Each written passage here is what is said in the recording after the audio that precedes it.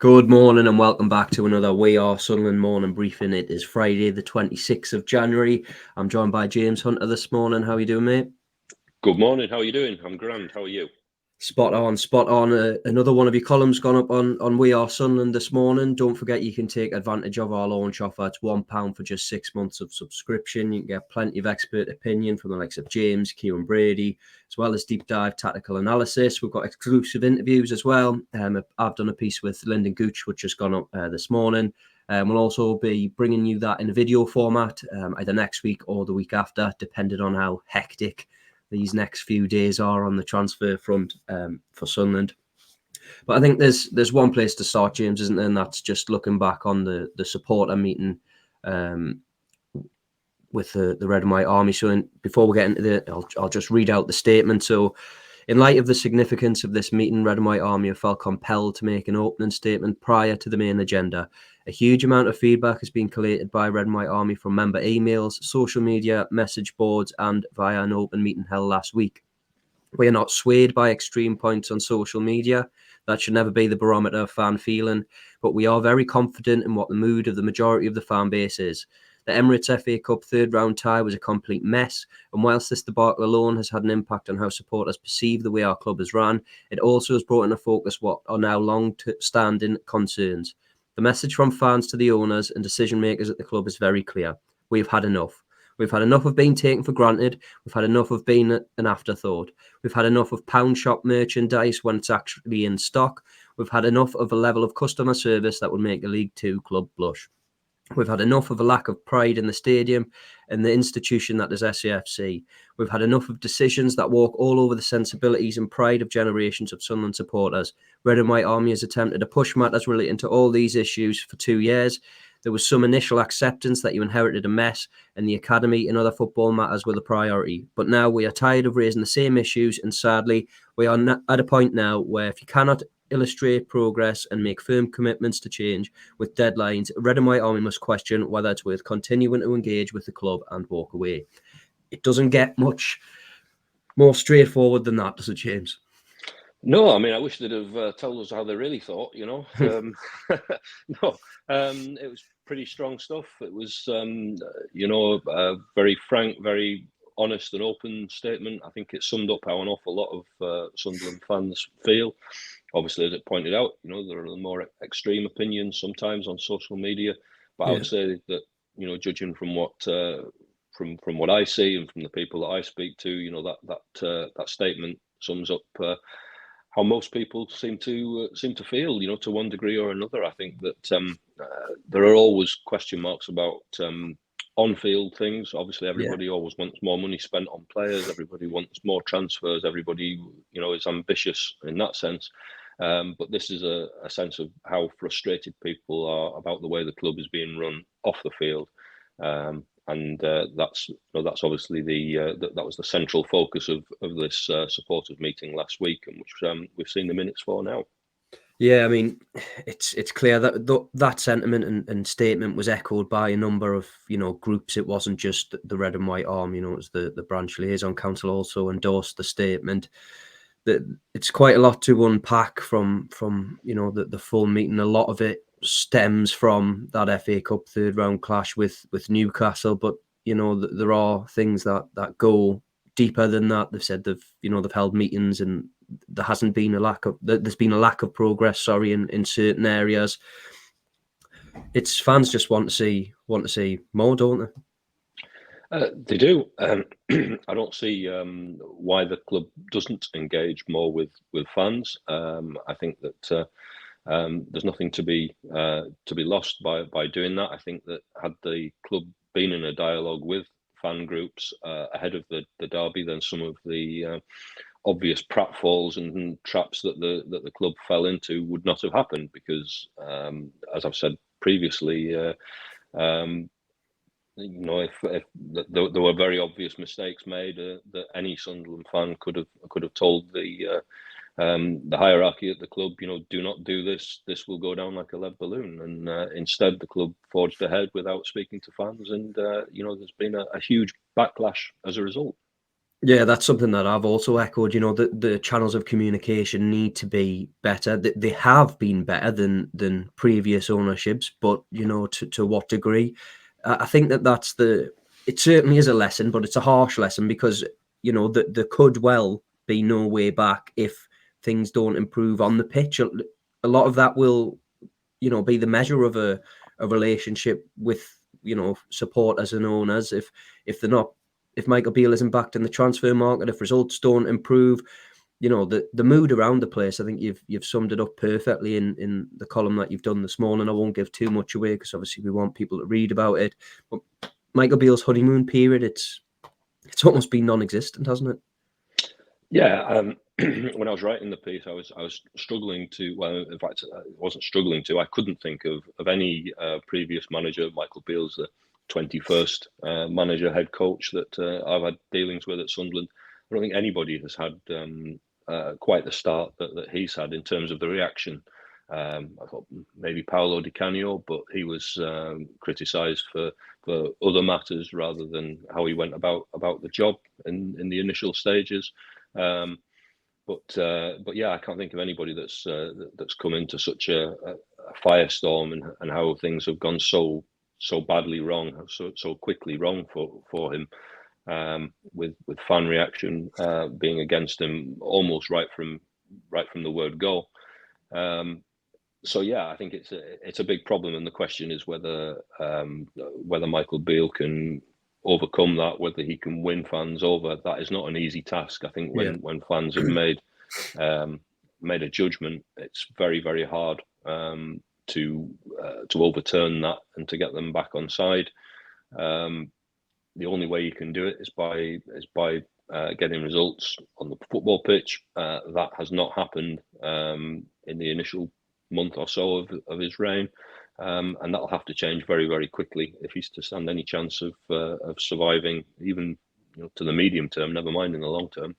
Yeah, I know a lot is obviously made about the modern day footballer's style of play. I remember hearing a podcast I think Sam Allardyce did with Simon Jordan, where he's talking about this long ball sort of tag he's got. But just on Sunderland, on that, if it's all fair and well saying we're looking to move away from Tony Mowbray, but then fans then expect, and rightly so, an improvement on that, and we haven't seen that on the pitch yet. I think away from home we've seen a distinct setup, but I thought at home against Hull in particular, that was a perfect game to see Michael Beale's early imprint on Sunderland. And when we didn't see that, and fans are chanting for him to leave at the end, and you're getting sacked in the morning. But look, by no stretch of the imagination, it wasn't the entire ground, but you've got the start there, murmurings, then you've got the Beale out trending online. It is a huge uphill battle he now faces. And again, I think sometimes, you risk over evaluating every pinch, every comment, everything from a press conference. But yesterday, the line of, we're in a crisis, aren't we? And he goes on to talk about being just outside the playoffs. That hasn't gone down well with supporters. Whether that's him fighting back, fair play if it is him fighting back, but that is, in my opinion, that's not the way to do it. You can't alienate yourself with supporters. But again, we're early days. Can he resurrect it? Time will tell. Yeah, I mean, I've seen two approaches from Michael Beale over the last week. Last Friday in the immediate aftermath of the Hull City defeat, and then again yesterday in his press conference ahead of the Stoke game against Hull. He was very much after the match. He said, there's nothing that I can say right now. Yeah. There's no words that I can offer that will make Sunderland fans feel any better. The only way that we can put this right is by getting results and getting victories on the football pitch. And then yesterday he said that he was perplexed at the fan reaction towards him and didn't seem to understand. Of those two distinct approaches, I much prefer the approach after Hull. Yeah. I think that whether he's perplexed or not about the fan reaction towards him, whether that is truly how he feels, he would have been well advised to keep that to himself and at least stick to the approach that he Let's stick to the line that he went with after Hull, because that's the only way that he's going to get any traction. I think, sitting at the front of a press conference and saying, I don't understand why fans are against me when you've won 2 games out of 7 in all competitions, is not going to do you any favours at all. Yeah, so just to move it on a bit, because, it's well documented where Sunderland are at, the same situations that Michael Beale has, Tony Mowbray, it's fair to say he had the same issues. We are now a couple of days out from the end of the window. Okay, we've touched on it a number of times on this podcast. It has been a relatively slow window, but it's not as a club where you want to be either. Michael Beale himself said in his press conference a couple of weeks ago, I would prefer if we didn't leave it to the final day. Kristjaan Speakman came out and spoke to the press yesterday and said there's 4 offers in, 2 permanent, 2 loan, and then Alex Pritchard's been offered a new deal. We'll just start on the transfer front before we get on to Pritchard, but it's a frustrating time for Sunderland fans, particularly given how close we are getting. You don't want to hit the panic button yet, but they're very much a danger, I think, of doing so. Yeah, I mean, Sunderland fans have seen no activity this month at all. That doesn't mean that things aren't going on behind the scenes, of course, but there's nothing there's no done deals. There are no public offerings that fans could get behind and react to and hopefully see inching towards a conclusion.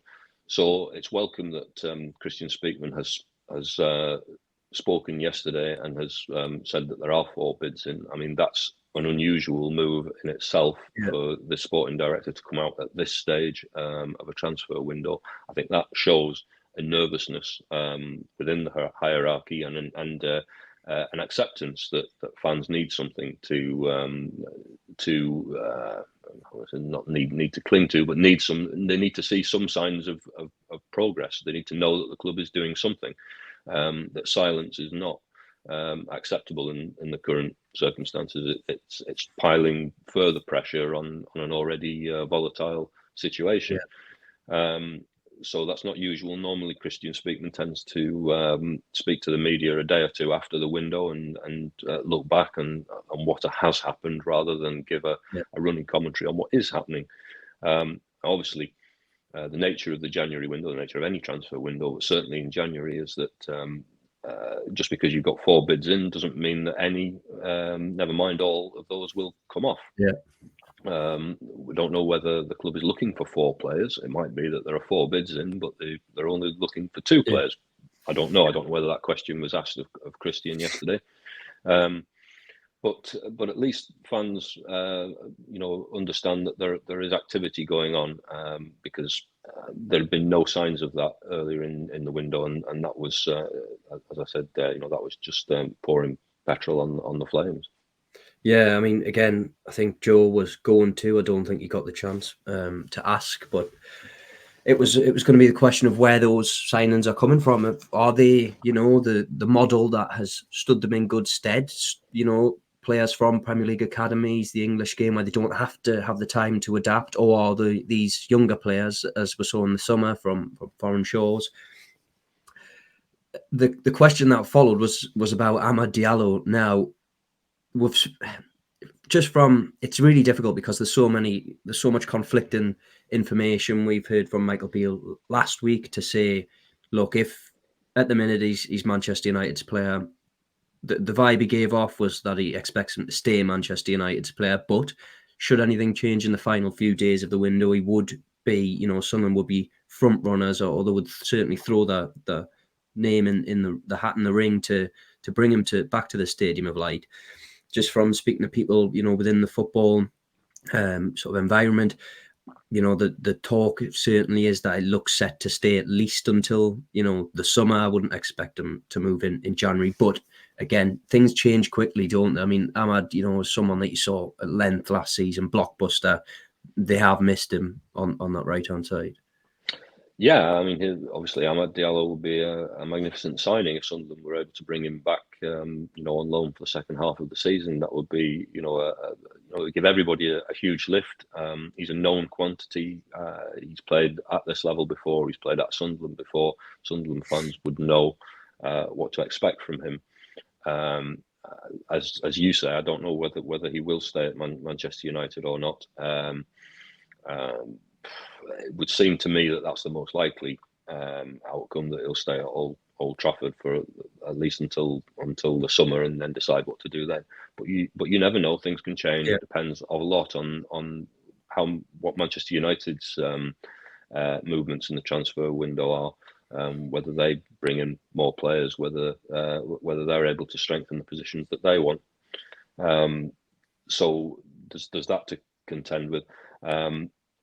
I think that the club is going to stick to the model, but in the short term, as I think I wrote last week in the column, they might need to show some more flexibility in that model, and bring in more established players. One, possibly two more established players this month, because they can't afford to sign two more players for the future.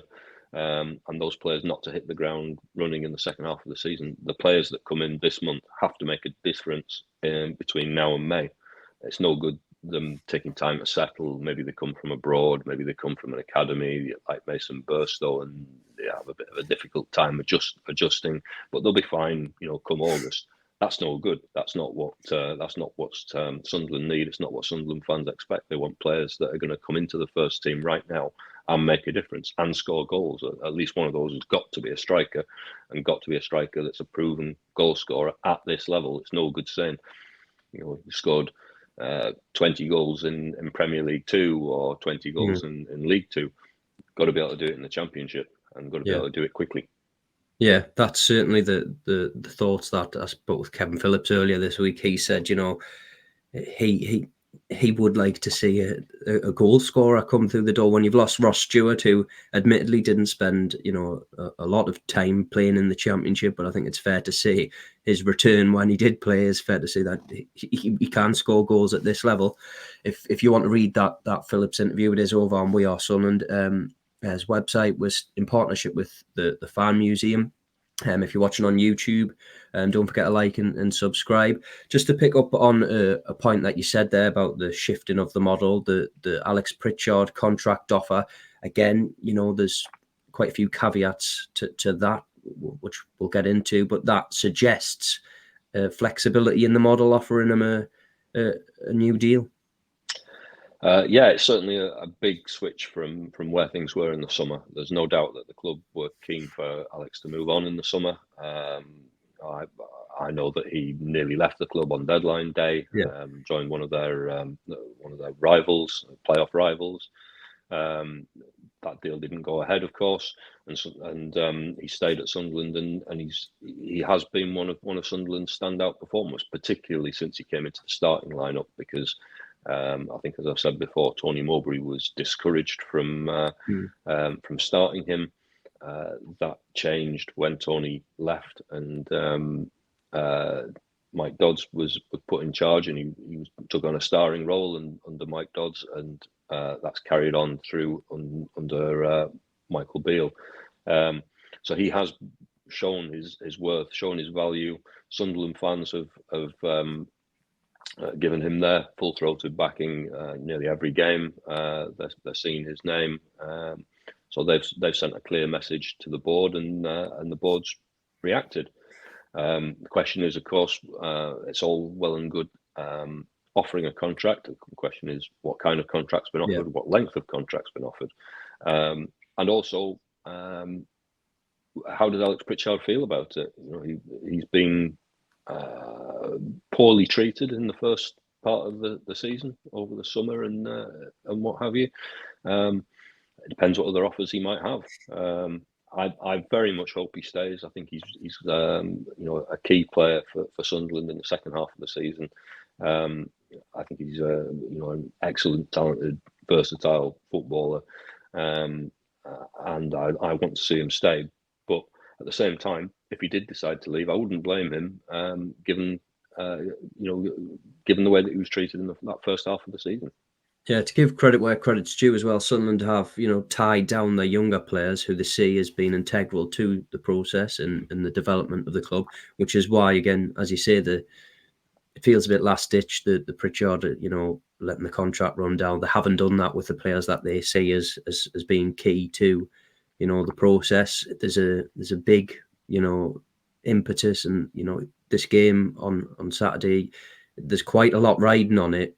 And externally, I've heard people in the press box, not from a red and white, covering Sunderland, they were shocked, I think, after the whole game to hear all the chants. But once you're in the environment, you listen to fans. It's not too out of ordinary, is it, to listen to what they're saying? I mean, this game against Stoke is massive, and it's not a club that Sunderland have fared particularly well against over the course of history. Yeah, and of course, in recent times, there's been the additional factor of Alex Neil being at Stoke. That isn't going to be an issue this time around, of course. Alex Neil leaving Stoke, being sacked by Stoke last month. But yeah, Sunderland have struggled against Stoke, and they can't afford another damaging defeat at home on Saturday. That will be grist to the mill of people that want to see Michael Beale leave. I think that were that to happen, were that to be another defeat on Saturday, the atmosphere could be quite nasty within the ground. As we were saying against Hull, we saw little flashes of that. That will obviously intensify on the back of the words of the saying perplexed by the fan reaction, another defeat, and then obviously the minutes of the Red and White Army fans meeting being released. So all that would add in to the reaction on Saturday. Well, let's hope that doesn't happen. Let's try and be positive. Let's hope that Sunderland can get somewhat back on course. They are only 3 points outside the playoff places, even at this point. Yes, they've slipped down to 10th, but that's not a big difference in terms of points. But Michael Beale needs results, and he needs them desperately. And I think that there's an acknowledgement within the hierarchy at the club that he needs results desperately, that they need him to get results desperately from their own point of view. Otherwise, not only are the way that they run the club as a business going to be questioned, but they're also going to have increased scrutiny on their football decisions. And as we were just saying a few moments ago, I think that's to a large degree, I think that's why Kristjaan Speakman's spoken this week to the media to try and offer something to quell those concerns.